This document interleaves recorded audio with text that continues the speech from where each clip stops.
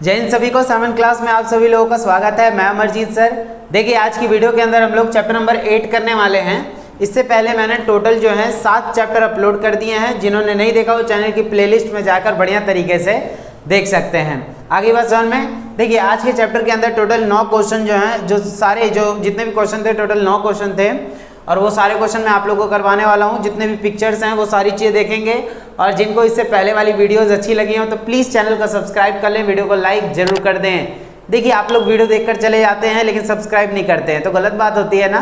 तो आप लोग क्या करें, सब्सक्राइब भी करें जिससे कि आने वाली जितनी भी वीडियोज़ हैं आप लोग तक पहुँचेंगी।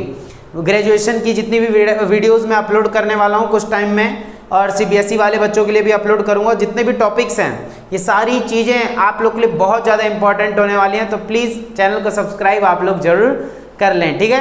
देखिए आज का जो हमारा चैप्टर है चैप्टर नंबर 8 है राजस्थानी चित्रकला, यानी राजस्थान के अंदर कैसे कैसे जो है चित्र वगैरह बनाए जाते थे वो सारी चीज़ें हम लोग पढ़ने वाले हैं, ठीक है। चलिए स्टार्ट करते हैं। आज का सबसे पहला क्वेश्चन हमारा, देखिए आज का सबसे पहला जो हमारा क्वेश्चन है, मेवाड़ शैली की विशेषताओं को बताइए। मेवाड़ शैली की विशेषताएं क्या होती हैं, मेवाड़ शैली आखिर है क्या, ये सारी चीज़ हम लोग जानने वाले हैं। सबसे पहले तो आप लोग देखिए जरा इसका आंसर क्या है। तो मेवाड़ शैली राजपूत शैली और मुगल शैली से प्रभावित एक जो है प्राचीन शैली है, यानी मुगलों की और राजपूतों की जो शैली को मिलाकर जो चित्र बनाए गए वो मेवाड़ शैली कहलाए। आगे बात समझ में, ठीक है। इसका प्रमुख केंद्र उदयपुर, ये सब राजस्थान में है, तो उदयपुर है और आरंभ में यहाँ के चित्रों का विषय वैष्णव संप्रदाय से संबंधित था, किंतु कालांतर में इसमें राज दरबार और लोक जीवन से संबंधित विषयों का भी समावेश किया गया है। इस शैली के रंगों का सुंदर आयोजन किया गया। याद रखिए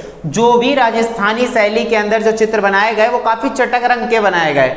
चटक मतलब क्या हुआ कि काफ़ी आकर्षित बनाए गए, अट्रैक्टिव बनाए गए, ऐसे चित्र बनाए जाते थे। लाल, पीला और गेरुआ रंग का अधिक प्रयोग किया गया। इसमें गेरुआ क्या होता है, थोड़ा मैरून कलर का होता है, ठीक है। और गोल चेहरा, मीन सदृश आँखें, मुगल शैली से प्रभावित हाथी, घोड़ों, पहाड़ों व पत्थरों का चित्रण, पशु पक्षी चित्रण में दक्षिण जो है भारतीय परंपरा का निर्वाह। पुरुष पोशाक में मुगल परंपरा का कढ़ाईदार पटका, यानी जो पहनते थे है ना, ये सारी चीज़ें पटका तथा पगड़ियाँ।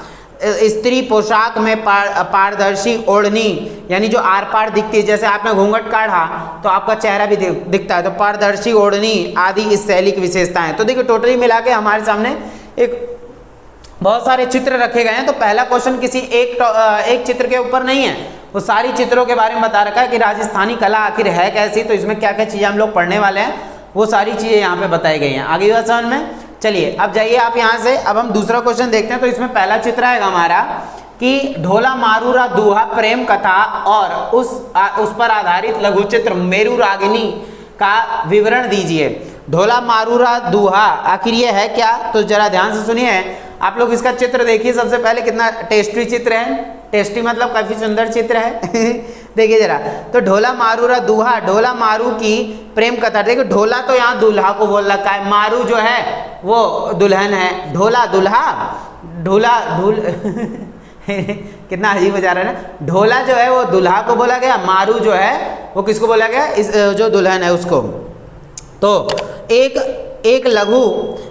एक लघु चित्र है। चित्र 2 भागों में विभाजित है। ऊपर के भाग में ढोला एवं मारू को लाल कालीन पर बैठे हुए दर्शाया गया है और ढोला जो है जो अंगरखा पैजामा, ढोला आदमी जो है, ठीक है, अंगरखा पैजामा तथा पगड़ी धारण किए हुए है और तथा तलवार, ढाल और कटार भी लिए हुए है, तलवार वगैरह भी है। जबकि मारू जो पत्नी है उनकी, मारू आसमानी रंग की चोली पहने, पीले रंग के लहंगे तथा बैंगनी रंग की ओढ़नी धारण किए हुए हैं। समीप में बाई और सूरा पात्र तथा दाईं ओर पीकदान, पीकदान मतलब होता है जिसमें थूकते हैं पान खा के, ठीक है। तो दोनों का रंग सुनहरा है, ठीक है, बालों का रंग सुनहरा ऐसा नहीं है, दोनों का रंग सुनहरा है। चित्र का निचला भाग ऊपरी से भिन्न है, थोड़ा सा अलग है निचला भाग, आप लोग को दिख भी रहा होगा किस प्रकार से है, तो ये चीज़ हमें याद रखना है। देखिए चित्र का निचला भाग ऊपरी भाग से भिन्न है। इस चित्र में गहरे घास हरे घास पर सफ़ेद ऊंट को बैठे हुए दर्शाया गया है। और चित्रित किया गया है। मारू ऊंट से कुछ कहने की को मुद्रा में दर्शाई गई है। मारू जो है स्त्री जो है वो कुछ कहने की स्त्री दशा में दर्शाई गई है। और चित्र में दाहिनी ओर केले का वृक्ष है तथा मैदान में कहीं कहीं सफ़ेद लाल फूल जो है खिले हुए हैं। तो इस प्रकार से जो है चित्र वगैरह इसमें दिखाया गया है। ये हमारा ढोला मारूरा दोहा, ठीक है, मेरू रागिनी का चित्र, ठीक है, नीचे मेरू रागिनी ऊपर ढोला मारूरा दोहा वाला चित्र है। तो आप लोग कोई चित्र याद रखना, आंसर याद रखना, ठीक है, आंसर मत जाइए यहाँ से ये चीज। उसके बाद इसी चित्र में कुछ खास बातें दे रखी हैं। मेरू रागिनी की विषय वस्तु क्या है, इसके चित्रण काल की अवधि भी बताइए।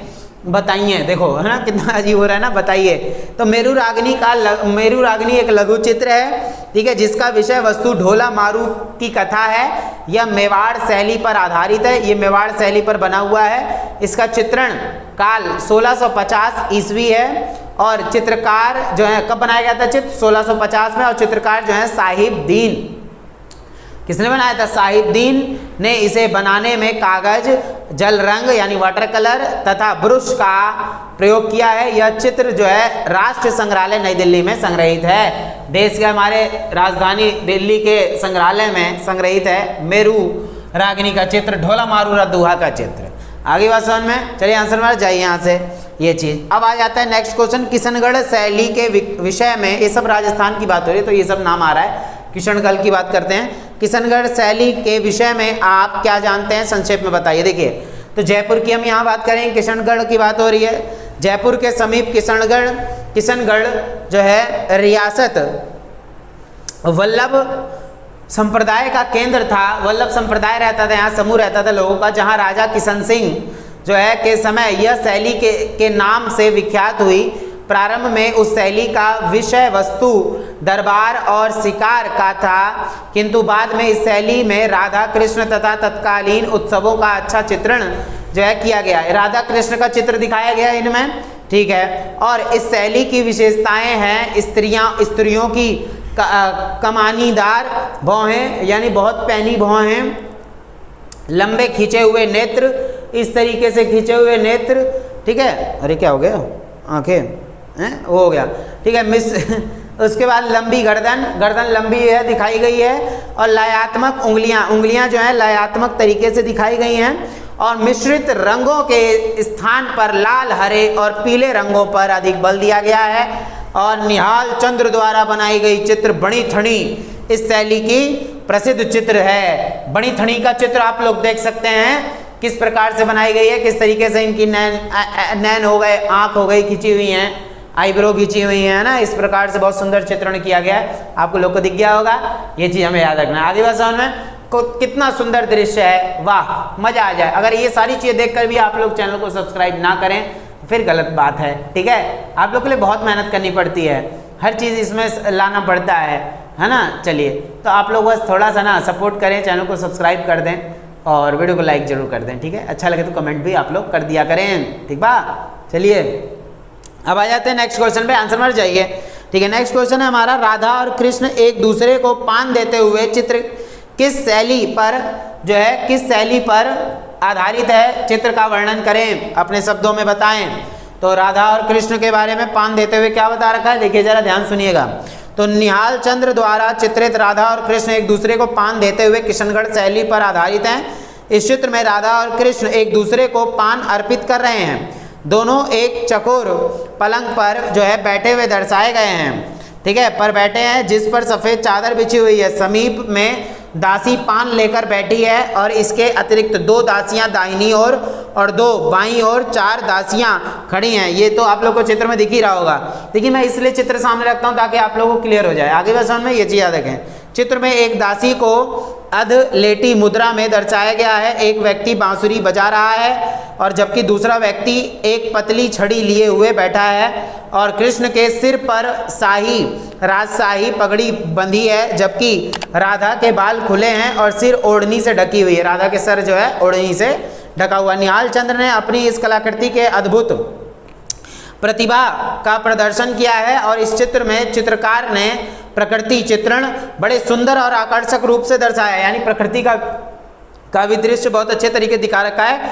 किशनगढ़ के लघु चित्रों की प्रमुख विशेषता है, यानी कि किशनगढ़ की काफ़ी अच्छी विशेषता है। और इसमें एक क्वेश्चन और है जो मैं आप लोग को बता देता हूँ। राधा और कृष्ण एक दूसरे को पान देते हुए चित्र की विषय वस्तु क्या है, इसकी किसकी कलाकृति है? तो राधा और कृष्ण एक दूसरे को पान देते हुए चित्र का विषय पान गोष्ठी है और निहाल चंद्र ने बनाया है इसे, अनुपम रचना की है और चित्र का रचना काल है 1735 से 50।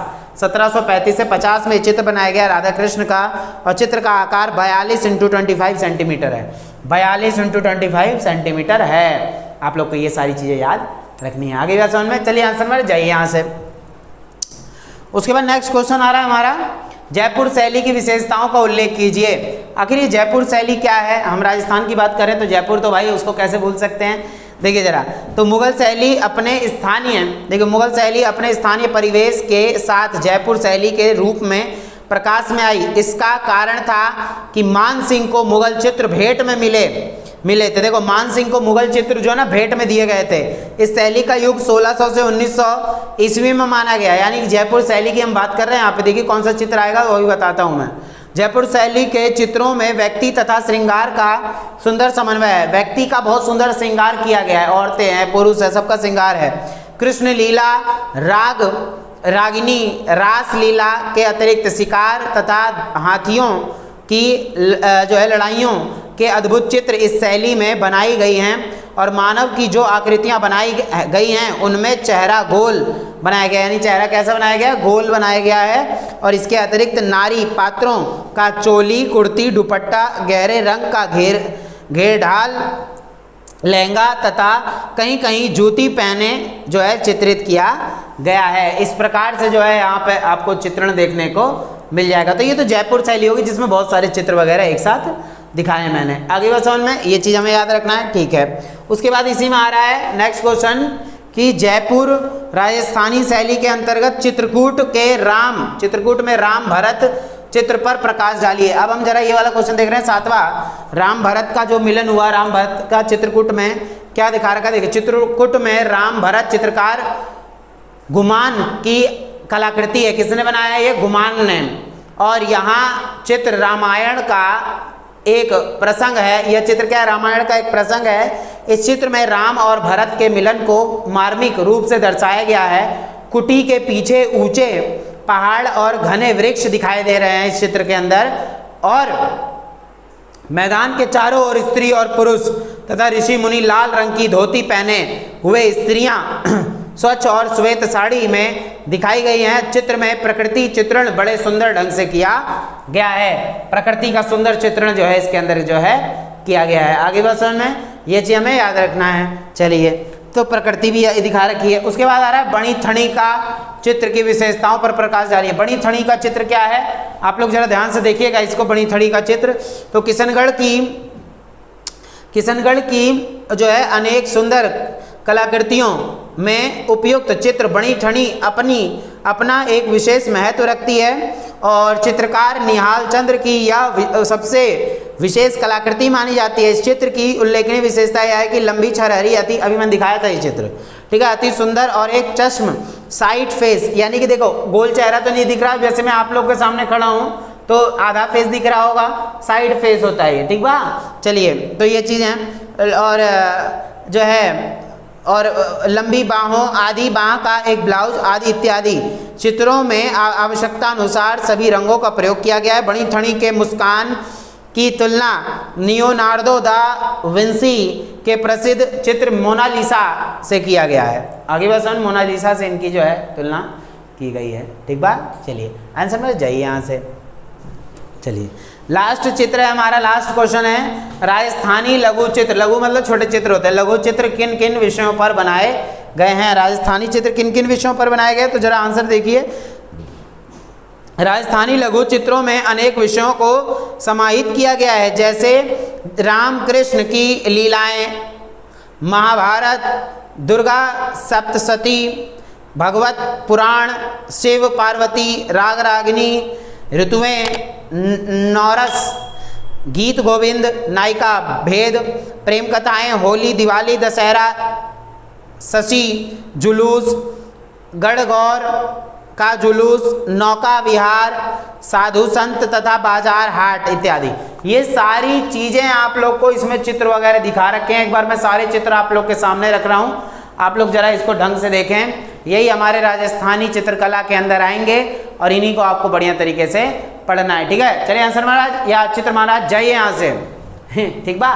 तो ये हमने जो है इस चैप्टर को समाप्त कर दिया है। आई होप सबको क्वेश्चन आंसर सारे समझ में आए होंगे। आप लोगों को जब पेंटिंग का पूछा जाए तो आप लोगों को किस तरीके से बताना है वो आप लोगों को जो है यहाँ पे याद रख लेना है। आगे बात समझ में। चलिए, तो 9 क्वेश्चन हम लोगों ने इसमें कर लिए हैं। बाकी आने वाले वीडियो के अंदर मैं आप लोग को और सारी चीज़ें करवा दूंगा बढ़िया तरीके से, ठीक है। चलिए अब मिलेंगे हम लोग नेक्स्ट वीडियो के अंदर। चैप्टर नंबर 10 पढ़ाऊंगा आप लोग को।